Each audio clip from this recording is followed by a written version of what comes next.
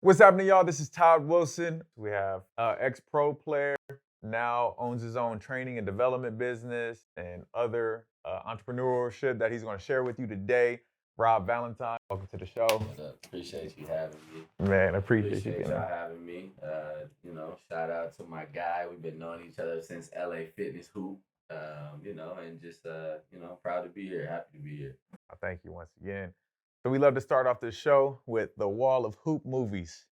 What's your favorite hoop movie of all time? If it's not up there, let me know. But favorite hoop movie of all time and why? So it's between two, honestly. It's between two movies up there. Finding Forrester and He Got Game. Now Sunset Park is like it's like a hard. Yeah. Six Man was just one of those movies that, like, when you was a kid, it kind of just took you through all the different avenues of stuff. But Finding Forrester, I would say, is probably my top movie of all time because it's a kid that comes from like a hard up place, and then he gets taken in a different like perspective of the world. Like he goes from this black neighborhood where it's just all hood and all tough to this white neighborhood where he's playing basketball, where he has to completely change his speech, his actions, his everything. And then it kind of changes the game for me because he comes in contact with Sean Connery, who is Forrester, right? But it was pretty crazy because it's kind of like my story a little bit of how things happened for me in high school and kind of how I went through things. I didn't have the grades that this kid had, but it's a story that's really close. Like, it's a story that's really close to my actual life. Oh, that's awesome, man. You're the first person actually who said Finding Forrester. That's one of my favorite movies for sure. And like people forget that it's a hoop movie. Like, no, it's a hoop movie. And I was shocked that it was even up there. I was like looking around. I was like, oh wow, that's crazy. It's up there. Man, yeah, these are just classics. These are the stuff we just grew up on, and why we do the things we do in hoop is some of these movies, you know. So, surprised it's not up there. uh-oh. Rebound. Ooh. Romantic. Make notes, Karina. Thank you. So Rebound, I had Rebound just right. Needs to be up there with Common and Queen Latifah. Hoosiers up there. Yep, Hoosiers up there. And then there was Space Jam 2. But Glory Road. Oh wow. There's 4 movies right there. Cool. We gonna order them today. So we gonna film it. Thank you. Appreciate that. I love it. We got real hoopers here today. I love it. I love it. So man, just getting started, man. When did you fall in love with basketball? Well, technically, if you want to go off of what my mom and my dad said, I was probably in love with basketball from the day that I was born. Because technically, my first word was ball. Whoa. My mom and my dad said that they were in my crib trying to get me to say mommy and daddy. And I always had a basketball in my crib with me. Instead of saying mommy or daddy, I looked up and said ball. Since then, I've had, I started in soccer because my dad, a lot of people don't know this, but I'm Panamanian. My dad is full-blooded Panamanian, played for the Panamanian national team, played pro soccer in Panama, and played for the under 16s and under 17s professional basketball team out there. Wow. So I didn't know that until I was in my 14s, 15s that my dad was a professional soccer player and basketball player. That's crazy. I just knew that growing up, he wanted us to like get after it all the time. Play soccer, play baseball, play football, play this, play that. So I was like, all right, cool. So I would say I got about 6 years old and I was living in Lakeview Terrace at the time, and I went over to the Lakeview Terrace Rec Center, and they had the Junior Clippers, Junior Lakers, Junior Heat, all the teams that they, do that. And you got like a whole NBA roster and all that. So we did that, and I remember my older brother, he had won the city championship for our rec league. So then it was my turn to step up and do that. And our team won a bunch of stuff because we had like a unit that was like tight knit. We all lived in the same neighborhood. So we all just played ball together all the time. So I would say, the love of basketball started as early as, 4 or 5 or 6. Wow. Like that, where I was like, yeah, I want to do this. This is what I want to do. And then from that point on, all hoop? Did you play other sports? How did I that? played soccer for a long time. Soccer was, that was just a family sport. We go Mm, outside, kick the ball around. Pops was teaching us banana kicks and curving kicks and all that type of stuff. And my older brothers, they play football. mm. So naturally, being the youngest of, 12, I'm like, I'm trying to get Oh, out. you're one of So 12. let's just be clear. My family took in a ton of kids. Ah. My mother didn't believe in leaving a kid like hard up, didn't have Hmm. the food, didn't have a way to get to school. My mom was like, "You come live with us." Yes. So we had families that literally lived in our same neighborhood, and their kid lived at our house as opposed to living at their house because maybe Okay. they were going through a financial crisis, or maybe there was just too much turmoil at home, or whatever it was. But my mom was that person that you're part of our family now. You're part of our family now. So in my household, there was Always 10, people. 12, 15 kids at a time. It was hard to eat. It was hard to get shoes, clothes, everything like that because my mom, was making it happen. Mm, My dad was making it happen as well, but my dad kind of just like he went to work and then he mm. demanded like order. Yeah. He didn't really do all the other stuff moms did, but it was just like, you gonna be here? He Right. never did, but Right. He you was know what I'm trying. He saying? He instilled was something like, in you. "You gonna behave." So, Yeah. growing up in that culture and playing sports and stuff like that, it was really cool. You know what I'm saying? No, that's dope. I actually grew up in a very similar situation. My mom, to this day, my family runs group homes, but we ran group homes when I was younger and didn't make money from it. Like, literally took families in, and I equate my ability to communicate with anybody to that. It's like because I had so many different people who came in and out of the house. I had to learn how to be cool with everybody. I was just a peacemaker, and so. Do you see that kind of similarly? How do you think that that's kind of impacted you as as a trainer and as an adult now, having a big family with that person? I think it helped. I think what really helped me though was like kind of being a part of the streets. Mhm. Um, my my upbringing was a little different. I have older brothers that were into craziness, doing a lot of crazy stuff, so I was into it naturally as well. Fighting, doing all that stuff, being in the streets and all that. And I believe that having the structure of my mother's concept of life, which was, her father lived in mid city next to Beverly Hills.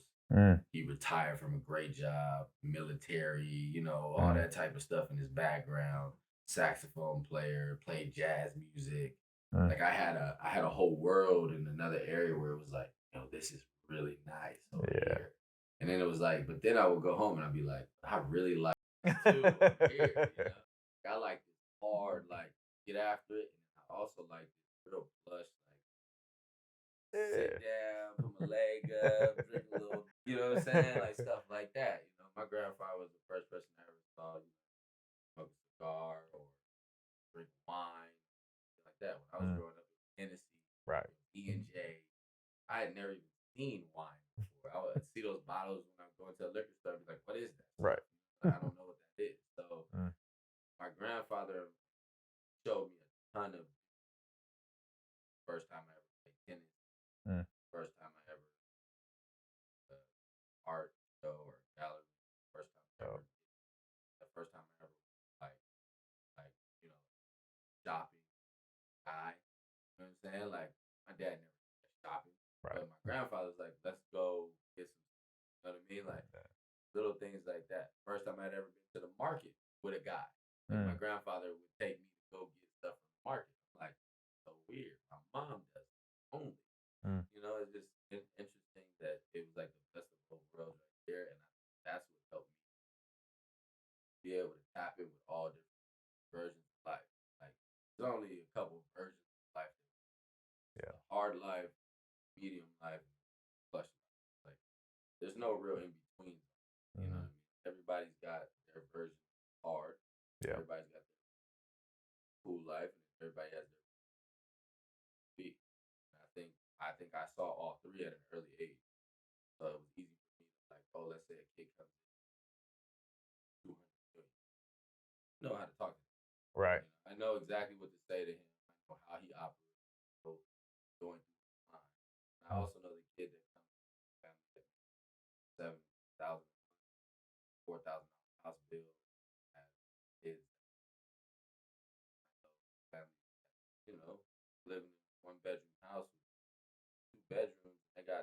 kids. Yeah.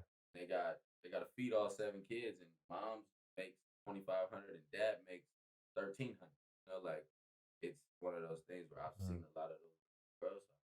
So I'm happy. No, that's awesome. That's good to draw in from those experiences and create an environment for anybody to thrive with what we do in hoop. And like I think hoop is that universal language and that thing that don't matter where you come from. Hey, when we step on this court, all things are equal as long as you putting that work in. Exactly. So it That's kind the of one thing I always loved about basketball. Like yeah. growing up, I didn't have all the stuff. I didn't have the nice clothes. Sometimes my clothes was dirty. Sometimes my shoes was beat up. You You're can gonna have get these everything buckets. you want, You gonna get but it ain't gonna stop you from this issue that's coming your way. right, right. You know what I'm saying? Absolutely. It ain't gonna stop you. So that was what I loved about it. Yeah, that's dope. Awesome. So, taking your journey, you started at a very young age. Take us through kind of your youth development onto high school. Was there AAU for you? What was that? I know it's way different than what it is now. And then transitioning into high school. So I started out at Lady Test Rec Center. My first coach,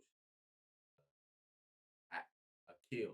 Mm, Akil Anderson lived in the same neighborhood as me. Him and his best friend, they were two hard nosed like basketball coaches.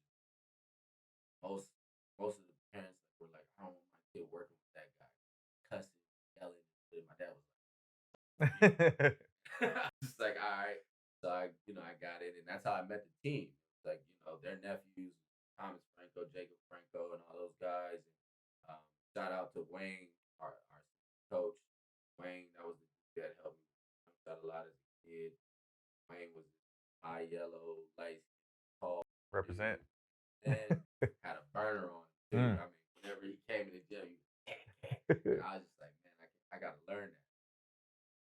They gave me the foundation, like the foundations of life. You gotta get in the gym.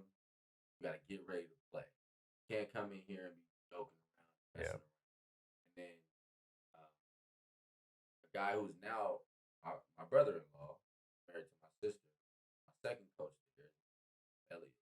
Um, his younger brother, Michael Elliott, phenomenal basketball. Um, he was my second coach. He taught me a lot of like it, intricate things of like how to use your body in certain Mm. ways, get your shoulder in front of players, bump a guy with your side, how to like around certain things in the air, like float around guys. He was the first guy to show me that because his brother did it. His Mm. younger brother did it a lot, but he was already showing his younger brother, and then he got this little athletic kid that was like able to do what his brother was doing. So I could show him this, but it wasn't training. It was more just coach Right. in practice, and when he would see something, he'd be like, "Hey, do this next time." Yep. And it's like that was kind of how we grew up building our game. Old Like, school yeah, development. you gotta Yep. watch me run outside, do the move, try to run back in before the Right. timeout is over, and then watch some more of the game. Like that was Yep. different. So that was my youth development. Going into like teens, um, I came across a guy, Rob Arcart, Oh yeah. Ti. BTI. Mm-hmm. Played with them for a little bit. Shout out to my guy Redman. That was my big man. Um, but I met up with a team after I went with ARCBI, after I went with Southern California All Stars, with all those top players. I met a team of guys that was a no name team. Nobody on that team that was like going D1 or nothing like that. They were called the Pacoima Rough Riders. Mm. It was crazy because there was this coach, Dwight Hayes. He was an ex NBA player. He played for Seattle Supersonics back in the day. Okay. Still wearing pros. Oh, okay. Back in the day. And he went from College of the Canyon to the NBA. Straight to the league from junior college. Like unheard of, right? Whoa. I had no clue that this dude was that good. So I walked in his gym thinking that I'm the guy. I'm coming. I got one of the biggest names in the Valley. I'm one of those guys. I got it all going. I got it all rocking. I walk in. I'm talking mess to players. I'm not even ready to work out. He's like, bro, who do you think you are? I'm like, who you talking about? Calls me out of the whole team. Hmm. Go ones right now. Bro, you're old. I said it. Oh God. Bro, you're old. He said, if I'm old, you should be able to beat me. Dunk me 7-0. Little humility Shot there, it, right? handled it. He's like 6'7", 6'8", Oh, with a man. burner, and he's a lefty with a handle, and like I'm like, yo, who is this dude? Like, what is this? So that was like my awakening as a player. Mhm. I wasn't listening to nobody. I wasn't following directions. I wasn't doing none of that. I was jumping from place to place to place because I'm like, ain't nobody good enough for me. I'm the guy. Somebody's got to tailor to me. And then I realized, okay, it's time for me to start listening. So at 14, about to go into high school, feeling like I need to figure it out, feeling like, know where I was going to go to school. I'm getting looked at by Cleveland, who has Nick Taft, who has Jordan Farmar, Fairfax, who have Chip Brothers. All of these big schools are like, hey, you need to come and play with us. You one of the top players. I'm like, all right. But as a shout out to Gilbert Arenas, as he said, why go join the Dogs? You can compete against the Dogs. Man. You know what I'm saying? So in my mind, I was like, I'm not going there. I'm not going there because they have their guys. You got Calvin, you got Larry Jr. coming. You got all these guys coming up that are already they're golden boys. I'm like, well, I'm gonna go over there and play second fiddle to a dude. And I know I can score 40 on any given night. I'm like, nah. So I went over to a school called Verdugo High School. Oh yeah. They had a terrible team. They had no one. They had a terrible coach. No offense, coach. But it is what it is. Now, as I've grown in my life and I've had great coaches, he was not a good coach for that program, right? And it's a funny story because when I went to freshman tryout, the freshman coach is like, "What are you doing here?" I was like, "What are you talking about?" Like in warm-ups, we're doing 3-man weave, and I'm like booming. He's like, "What are you doing here?" Right now, he's like, "You should be over there."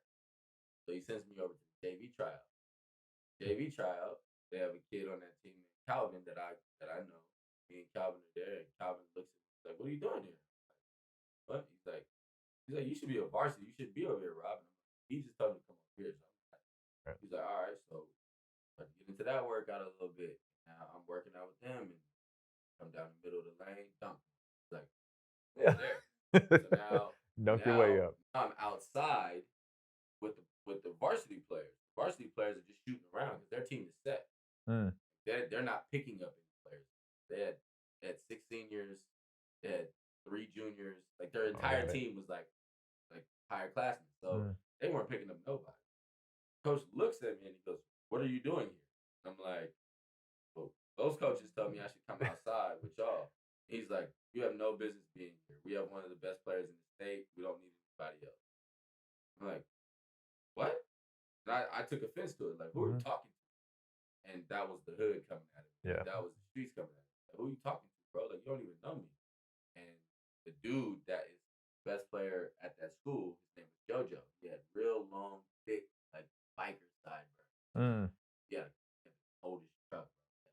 67 old Chevrolet drop trunk, all black. I was like, "No, that thing is so cold." Right? 18 years old.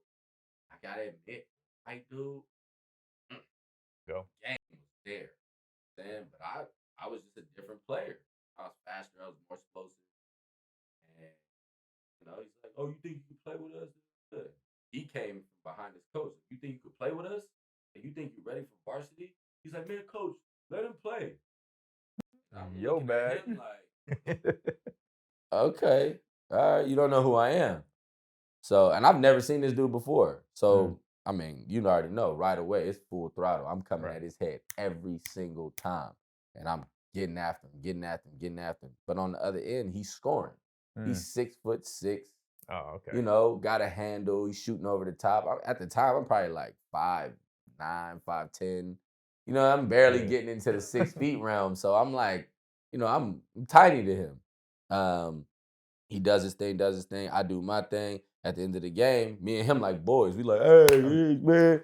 His coach is still on some like, "Yeah, you're not ready for varsity, da da da." And I'm like, "Yo, like, me and your best player just went pound for buckets all day. Yeah. How can you say I'm not ready?" And he's like, this is why you're not ready. You see? I knew it. This is why. And I'm like, because I asked you a question? I'm like, all right, cool. Come back the next day, show up for varsity practice, and the coach is like, you need to go to JV. I'm like, bro, I'm not playing with JV. Like, they have nobody on JV that can play with me. He's like, you're not gonna ever play for me. When he said that, I was like, okay, cool. You out.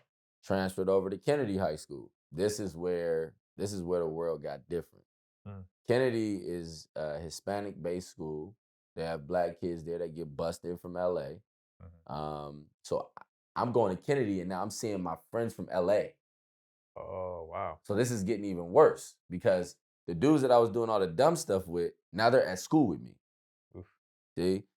Not to mention that 2 of my brothers went to Kennedy and got kicked off the basketball team. So now Kevin Conamora sees my last name and he goes, oh, hell no. Wow. Like immediate. I'm not even playing with you, bro. First day of school, I go into school, I go to homeroom, I go to all my classes, and then my 5th period class is PE. And Kevin is the PE coach. He's going through names. He goes, Valentine? Ooh. And I went, he said everyone else's name. He said everybody else's name, like Christian this, this. Valentine? And I was like, and I just kind of sat there for a second, like, I don't know if I want to say nothing. And I was like, here. He was like, are you by chance related to Billy, Malik, Justin, Matthew? I'm like, yeah, those are my brothers. He's like, oh, God. He's like, do you play basketball? I'm like, yeah. He's like, oh, no. He's like, all right. He's like, were you planning on playing for me? And I'm like, I mean, this is the school that I'm going to, so eventually I'm going to play for you. He's like, I'll see you at tryouts. So I already knew it was bad. I already knew, it was like, he doesn't like me already because of my last name, everything like that. Same concept. I get the tryouts. I walk in the varsity tryouts. He sends me all the way to freshman. So if you're in the Kennedy, you know Kennedy's gym. You got the main gym. We got this small gym over here. And then in the small gym to the right, there's another small gym right there. Yeah. So I'm in the auxiliary gym with the freshmen, sophomores. And I'm in there dunking and doing, and like, go to JV. I go to JV. There's one player on JV. He's pretty good, but I totally just destroy him right away. They're like, go to varsity. I walk into varsity practice. He's like, damn it. This is what I'm talking about. I know your Valentines don't listen. I'm like, I'm like doing like this, like waving the right flag. Like, yo. They told me to come over here. He waits till Coach Coop comes into the gym. He's like, did you tell him to come on? He's like, Coach, he's pretty good. And he's like, all right, you can go. Immediately, bro. It's like, this is what my attitude wasn't a help to me at all. The first player I get into, and I don't know if you remember, it's Marcel Sample. Remember Marcel? I do. Amazing basketball player. 6'5", 6'4", jumper handle, dunked the ball. He had IQ, he posted up, mid-range. Like, it was an absolute killer. Come down the floor, I go to the basket, I go up to get a layup. His brother, Mayan, his younger brother, Mayan Sample, who was a freshman as well, just completely knocks me out the air. Like, wasn't even like going for the ball. It just knocks me out the air, right? So I naturally was like, what's up? Marcel steps in, like, what? I'll knock you out too, homeboy. Like, it's a lot more, it was a lot more belligerent, but yes. Thank you. You know what I'm saying? Appreciate it. It was a lot more belligerent, but you know what I'm saying? I'm all in his face, I'm pointing at him. Mind you, you got this little 5'9" dude and this 6'5" dude about to get into it. Coach over the intercom. This is what I'm talking about. All Valentines are cancers. I'm like, what? Oh, man. I'm like, bro, whatever. So we get done with the scuffle. We finish up practice. After practice, me and Marcel dap. Me and Mayan don't. I'm not cool with him because of the way he did that situation. Like, I felt like he was trying to hurt me. The next day, I get called. You're on JV. Excuse me?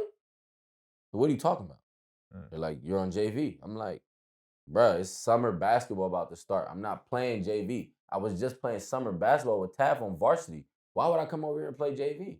They're like, this is what Conor Moore said. I walked straight to Conor Moore's office. I ain't asked nobody if I could go. I didn't set up no appointment. I walked dead into his office. It was a lady in there talking to him. I said, Coach, I need to talk to you. He said, I'm in a meeting. I said, I don't care. He was like, Miss, I forget her name. He was like, I'll call you. Da, da, da, da. I sat down, said, yo, I'm not my brothers. I don't have nothing to do with them. Why am I not on varsity? You're not ready. You're a freshman. I just said, okay, cool, whatever. So the man bet me. He bet me that I would not be able to score over 30 points in the first 3 games of my JV summer. I don't know if y'all know who Rob is. 30 is easy. he literally bet me. So I'm looking at him smile with a smile on my face. Like I have a smirk on my face. Like you have no clue that I've been averaging like 30 all through AAU. Like this is nothing to me. I'm like, all right, cool. So we play against LA High School for the first game. And you know LA High School. Right. Atrocious. Yeah. I looked up. He's sitting right there and I went. And he was like, I had 45 that game. Second game, we play against University High School, which is another terrible LA school. I have 37 that game. And then the very next game, I have another 45. And he's like, all right, yeah, you can play varsity now. Right. So in the first varsity game I played, we play against Monroe. This is summer ball. Rolo's not there. His brothers. He doesn't have his brothers are gone. Alfonso and the other brother, they graduated. But Rolo doesn't play this game. So I'm thinking to myself, oh, if this is varsity basketball, I'm good. Because I didn't have to guard anybody that could really like get a bucket. So I'm like, I'm out there, I'm getting my buckets. I have like 16 in my first varsity, game, coming off the bench, getting like 3 minutes, a game. But I have like 16 points in like 3-4 minutes. And they're like, yo, this kid can score. Coach is still like, I don't like him. I don't like him. What do you attribute that to? I mean, I think my we attitude, know now, right? My attitude. And what about that? I think this is super important, especially for these kids in this generation.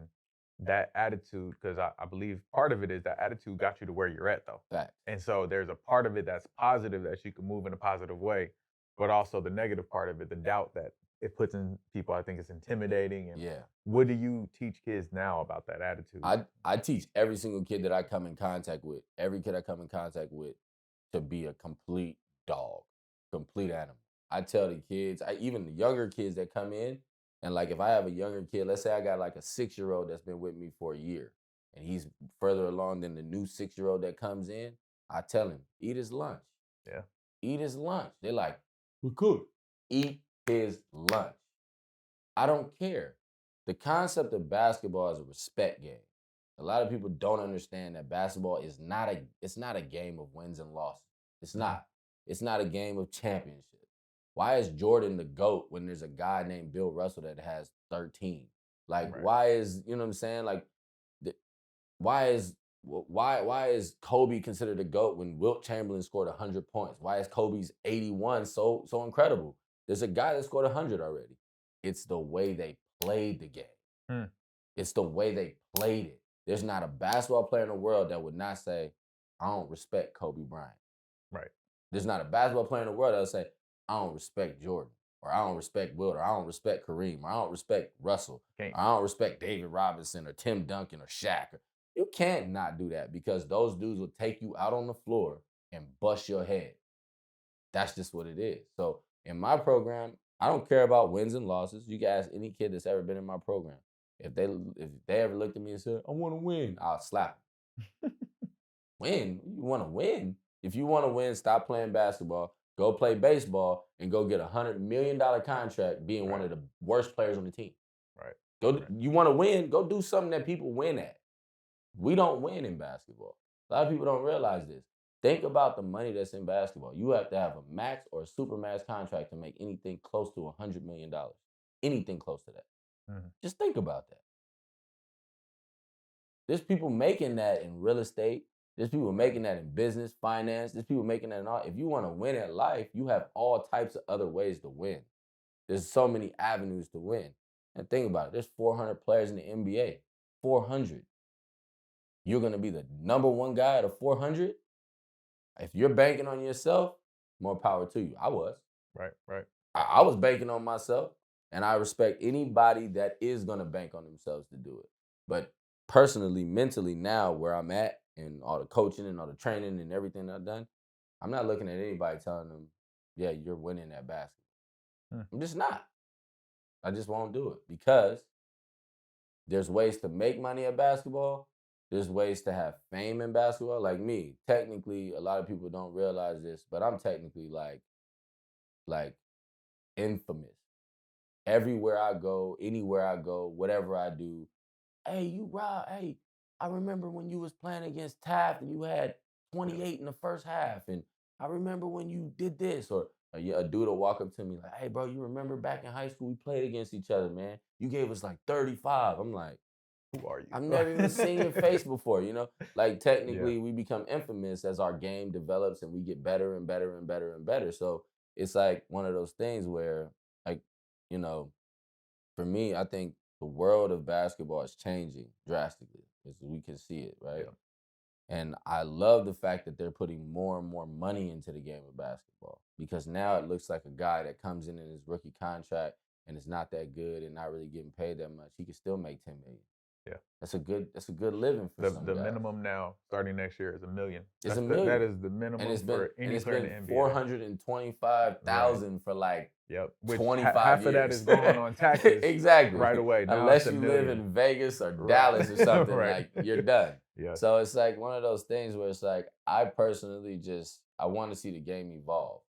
And I think that's what us as trainers and us as basketball players, and I say this, let me backtrack that statement. Us as mentors and us as Yeah. basketball minds and players, I think that's what is most important to us.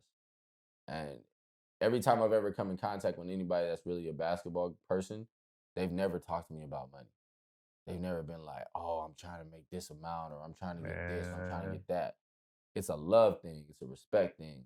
Like that's the reason why I'm even here right now. Like Right. when I met you, we met at LA Fitness on Devonshire and Reseda, almost about to fight each other Because in we a was hooping. pickup game. Because we hooping. But it's a pickup game. Right. There's no money on the line. There's no nothing. Me and you are literally like going to war against each other. You getting buckets, I'm getting buckets. We talking mess to each other. We in each other's face. And we're at LA Fitness. Yeah. People don't realize that. Like people really don't understand what that is for us. It's respect. It's not just basketball. Right. You know, it's not just a game like some of y'all call it a game. It ain't a game. Okay. Right. It's our life. You know, it's a process of our development as human beings. You know, Yeah. I learn more, and I say this all the time, and this is probably what, just so y'all know, I will be writing a book pretty soon. But, one of the things that I always say is basketball is a practice test of life. Yep. You know, it's whatever sport, not just basketball, but any sport that you're in, it teaches you how to grind. It teaches you how to get good at the grind. It teaches you how to deal with the adversity in the grind. It teaches you how to deal with setbacks, injuries, and this, that, and the third. It teaches you how to deal with people. It teaches you how to talk. It teaches you how to communicate. And it teaches you how to stand up for yourself.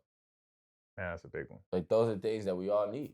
You know? I have to know. So I love that dog attitude that you do, that you I want to say you put into your players, right? That's the way you develop them.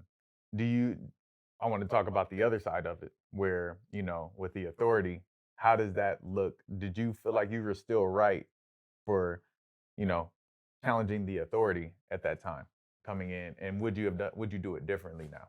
I wouldn't change anything. Hmm. I wouldn't change anything about my career or how it went, simply because it was my way. Hmm. If you want to be a basketball player, if you want to be a pro, anything, if you want to make it to the pros, there's a portion of you that's narcissistic. Yeah. And if you find me a basketball player that says he's not narcissistic, I'll show you a liar.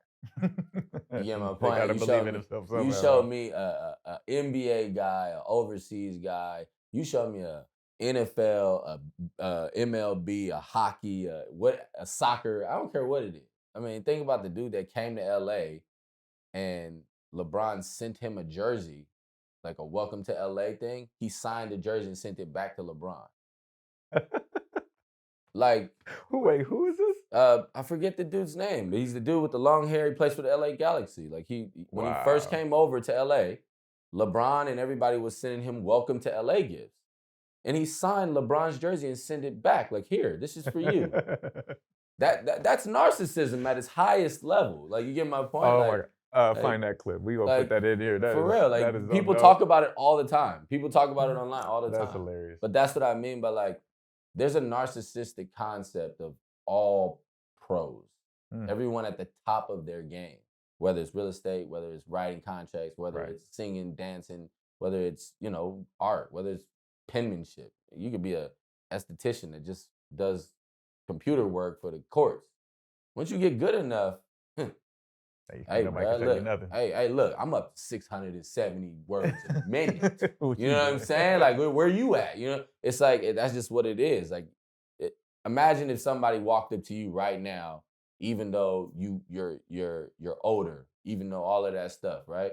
Imagine somebody walked up to you right now and was like, "Man, you're trash at basketball." You'd be like, lace up. Every time. Like, I still get these kids buckets. I give anybody lace buckets. up Let's because do it. that's our ego. That's our narcissistic quality. Like, we have it, but the problem I think most of us do is we let it take over. Okay, It's a control factor. It's supposed to be your alter ego, not your ego.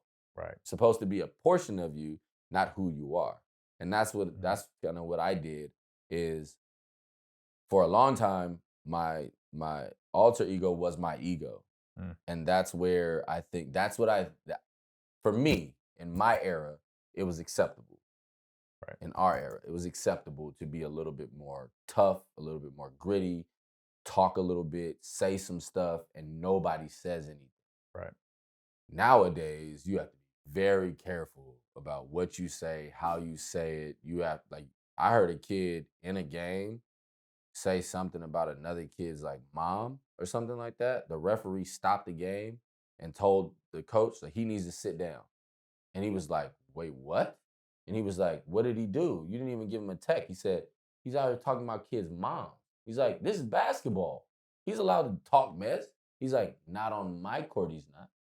When I was coming up, I had guys telling me when I was 12 years old that they was going to take my mom on a date after the game to try to get me to miss a free throw. And the referee was just like, "Are you going to shoot? Or what are we doing?" You know what I'm saying? Like, it's like, oh my God. you know what I'm saying? Like, Yeah, it's that's literally, it was a completely different world. So these kids don't even know how to talk mess. Like, they talk about basketball stuff. Oh, So, man, I'm trying to get under your skin and make you rethink life. Like, I'm why over are here you trying to out talk here? about your hair that day, the Everything. outfit you came in with, the bad shoes you was wearing. Like, I'm doing all that. These kids don't experience that as much, but I think that they still experience at the top. Yes. When they're at the top, I think it's still happening. I think you create it probably in your training session. Exactly. We do it, with the middle schoolers that we work with. You go on Fridays, it's pickup ball. Yeah. Everything pretty much goes. We didn't have Ain't saying a word. some situations that you would see at a park or at the fitness. Yeah. 100% in our pickup style games because we want that. We want that chip on your shoulder, that dog in you to see you go get it. So you guys do it Fridays. I do it every single time we practice. When we get into scrimmages, you're allowed to play your game. Yep. You have your offenses, you have everything, but when you're out there, play. If coach doesn't step in, if I'm on the orange, if I don't step onto the blue, you're good. Play. Yep. You know what I'm saying? Well, the thing that I saw from my mentor is another thing that he showed me, which was shout out to Keon. Keon, we just text. Big Keys. You'll be here on Monday, actually. Big Keys. Yeah. That's my guy, man. That's my mentor. Shout out to him. Man, changed my life, you know what I'm saying, years ago. And if it wasn't for him, I wouldn't be here. I wouldn't be training. I wouldn't be doing none of that. That's the dude, and I'll tell you about a little bit of a story about him, but that dude right there I owe a lot to. But, my authority complex when I was coming up, just to get back to that, wasn't that I had a problem with being told what to do. I had a problem with being told what the wrong thing to do. Like, if you tell me I gotta go do something just because I gotta go do it, I wasn't that kid. I was like, why? Yes. Why would I do that when I can do this right here? It has you're backwards if you want me to go over there and do that. Yep. When it's right here, I can get it done right here. Like I was that kid. So me and Connor Moore butted heads a lot. Connor Moore would be like, I want this. And I'd be like, I can score on him. He's like, it doesn't matter. I need this done. And I'm like, it does matter. Just think about it. If I can come down and score on him 5, 6 times in a row, what is that coach going to do? He's going to sub him out the game.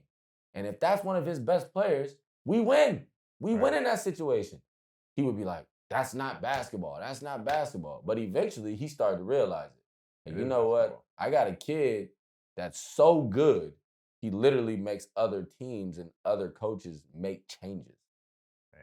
So that's think I might need to coaches. Think I might need to listen to him a little bit. Man. But he still was going back and forth with me. I think what changed kind of more was in my sophomore year, we had probably the best team that Kennedy had ever seen.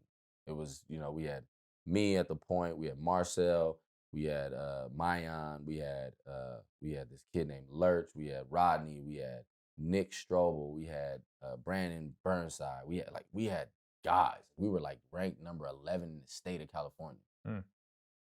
And I think it was one practice where me and Marcel got into it again. And this one almost turned into a real fight. We were like about to fight.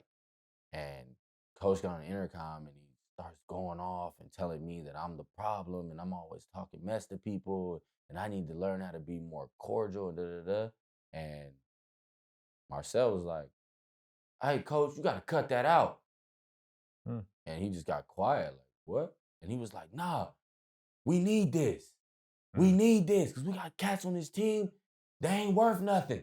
You know what I'm saying? Like, dang. And it was like an eye opener to everybody. Like, oh snap! Like, okay. And now when we saw Marcel was on board, it like changed the morale of the team. Like everybody now is fighting. Everybody's going at each other. Everybody. So now when we go in the war on the floor and we playing against the Comptons and the this and the that, you got 7, 8 dudes that's looking back at you like, what's up? And these is dudes from the Valley. These ain't LA cats. And when you walk into an LA school, they, y'all weak, y'all scary. And when we start beating the Fairfaxes and the this and the that, everybody's like, hold on, man, this team's serious. You know what I'm saying? And I was the person that was kind of like running the helm. Like I was the guy because I was that fiery kid that came from that background that would actually fight. Like I was the kid that would actually get down. I would be the one.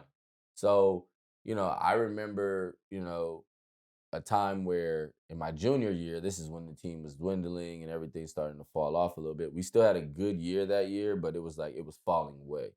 And we went to playoffs and everything like that. We lost to Taft in the first round of playoffs. That's where I had like 20-something points in the first half. Dropped Larry Drew Jr. at half court off a crossover and hit a big old 3 to like in the half and all that type of stuff. And everybody was going crazy. But when everything was said and done, me and Kanamura still had this very rocky relationship because now he only has me. So he had to depend on And that. he has to depend on me, but he also wants to depend on the other players. So he's trying to give me power, but take power away from me as well. And I wasn't having it. So there would be games where I would be coming down the floor and he'd call out a play, and I'd literally run by him, excuse my French, but that I'm not running that in the game while like there's a guy guarding me. You know what I mean? Like stuff like that. And like he used to get mad at me all the time because I used to talk to the other coaches. So I used to like do something, make a shot, and I would turn and be like, you better get a sub, you better take him off me. And he used to hate that because it was like, bro, you're not supposed to talk to the other team. I'm like, no, you are. You're supposed to do all of this stuff. And he's like, no, you're not. You'll get a tech. I'm like, coach, I've been playing for 3 years. I've never gotten a tech. I've cussed every coach out on the other bench. I've never gotten a tech. There's no way we're getting a tech for this. And he used to hate that about me. But that's what I feel. I feel like that's what set me apart from everyone else in the Valley. It wasn't that I was this, don't get me wrong. I don't like to say stuff like this, but I was one of the top players in the Valley. I was one of the top scorers in the Valley. I was the only guy that led the nation in scoring for 5 weeks in his senior season. I was the only guy that's ever done that in the Valley. I was averaging 44 games in my senior year. My first 5 weeks, I was averaging 44 games. It's on max prep still to this day. Like, That's crazy. like I set records in the Valley. I set scoring records. I set 3-point records. I set all this different stuff. And honestly, I think it was the fight between me and him that it propelled me to do all that stuff, because every time I would get into it with him, I had to prove it now. Yeah. It was like, you said da-da-da-da, but now you got to prove it. And it's like, I think my senior year, we played against Verdugo High School. It was the first time I ever played Verdugo. First time. And I was like, I was like licking my chops. Like, I was like, oh yeah, this is going to be the get. And it was at Verdugo. So I'm like, oh, I can't wait for them to let this, once that ball goes up, oh God. And I was just waiting and waiting and waiting. They, you hear the little buzzer go off, and I like sprint to the bench. You know how like most people just jog over? I sprint to the bench, but their team is coming this way. So I like run through their line like like that. And everybody's oh my like, God, you were the dude I hate playing against, but I love oh playing yeah, against at the same time. everybody was like, what is wrong with him today? Like everybody was like, what's wrong with Rob? I'm not talking, I'm not saying nothing. I'm like quiet, I'm serious. And everybody on the team is like, because in warm-ups, I'm like hitting people and messing with, laying the ball up. Because I'm a senior. This is my team. Like I'm doing my thing now. And I'm like, let's go. And everybody's like, yo, what? And I'm like, let's get this done. And everybody's like, so the whole time in the huddle while my coach is talking, I'm sitting there like this. And their coach is looking me dead in my face. And I'm looking at him just shaking my head like, yep. God. Yep. How many did you drop? I had 38 in the first half. Didn't play the rest of the game. I would have had probably 80 points. Yeah, I probably would have had 80 points that game. Yeah. I had 38 in the first half, and I got taken out. I got taken out with 3 minutes to spare in the first half. Because you guys were blowing them out. I was blowing them out. I mean, yes. Yeah, my team hadn't shot a shot. Oh, No one on my team had shot a shot the whole first half. I was literally taking the ball up the court and going to score. I was that pissed off. I was like, this dude right here is about to deal with the last 3 years of pent-up energy that I've had because I've never played them. It was the first time I ever played them. I was like, oh my God. I was looking, at one point, I literally looked up when I was sitting on the bench. I looked up, I kid you not. I looked up, after they took me out, I looked up and was just like, thank you. And literally my assistant coach Coop, if he sees this, he's probably gonna laugh, because he looked over at me and was like, did you just thank God for get back? And I was like, yes. I was like, yes. I was like, God gave me revenge today, bro. I was like, yes. And literally that was me, as a kid, that was me. Like I had this chip on my shoulder. I was this kid that, and I don't know if that got instilled with me by my dad or my brothers, or if that's just the Panamanian blood running through us. But like everybody in our family has like this crazy streak. And my crazy streak was just the way I played. You let it out on the court in a positive way. You can even ask Key when Key gets here. Like, he's seen it. We get on the court with the pros. One of them will say something to me, and I'll be like, I don't know who you talking to. You know what I'm saying? Just flip. like big dudes. Even you know how bigger cats, they get the small guy and they try to just bully him. Yeah. I'll be out there just, you ain't doing nothing with me. Like, right. I'm just one of those guys that once you say something, I'm there. You know what I'm saying? We're gonna make it happen. I love it, man. It's so interesting because it is, like you said, it's so different nowadays, because we teach almost the opposite, this humility and this what do you want to call the humility in the game. If a kid talk to another coach nowadays, they will get a technical foul, and your coach is going to bench you for that. And it's just such a different way, but the results that you got, the impact that you made, is so interesting because it was results driven, and you pushed the envelope to show people who had maybe a closed mindset, with coach having a kind of a closed mindset to this style of play and to this, the way you did things, say, hey man, there's something to this. And to hone that in, and now you're bringing that to your development. Yeah. It's, hey, we're dogs. This is what I did. I can show you this because I've done it. Yeah. And also, how do you the landscape of basketball has changed, and we're trying to get it back to a pure state, is what I want to call it. Yeah. How are you adapting that stuff to today's game in your training, in your development? What I try to do is not allow kids to do what I did. Mm. So let's be clear on this, so everybody understands this. Yes, I was a very good basketball player. Yes, technically, I would go down as one of the best basketball players out of the Valley. Was I a good person? No. Was I a good student? No. A lot of people don't know this. I barely escaped getting cut. I literally almost like blew up the entire school. Like they literally changed the grade for me, or I was gonna kill someone, because I was like, in my senior year, right before playoffs, I was ineligible. Mm. And I was like, I've been playing for this school for 3 years. I brought this to this school, this to this school, this to this school. Da, da, da, da. Y'all gonna make me ineligible? They're like, y'all, you didn't do the work. Right, you didn't do the and work. I'm like, da, da, da, da. So literally, my dad came up there, everybody, and my dad couldn't even calm me down. I was telling my dad, like, touch me and we gonna fight. Whoa. You know what I'm saying? Like that. And I was like in the office ready to I was going after the principal. I was going after the AD. I don't know if you know Mr. Guy. He was the AD over at Chatsworth, but that was my AD. And I was after him. Like, yo, I'm about to fight you. I'm about to fight him. I'm about to fight everybody in here until somebody gets me eligible. Like, I better be eligible by the time this game starts. And the game was literally that day. And my dad literally walked in there and was like, listen. He walked into the principal's office. He said, listen, I've known my son his whole life. There's one thing that my son knows more than anything else, in his basketball. You take that from him today, he's gonna hurt somebody. He's gonna hurt someone. I don't know who he's gonna hurt, but he's gonna hurt someone. He's gonna walk out of this office and go back to class, and he's gonna grab somebody. He's gonna do something crazy, and you guys are gonna have to deal with it, because you guys are not understanding what he's saying.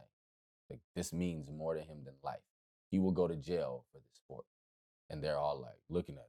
What the hell did we get ourselves into? So literally, they passed me. I had a 2.1 GPA in my senior year, and that's what I graduated with, a 2.1 GPA. Don't do that. Do not be that guy. Yeah. I didn't take the SAT, didn't take the ACT. I had over 300 scholarships. 300 scholarship offers.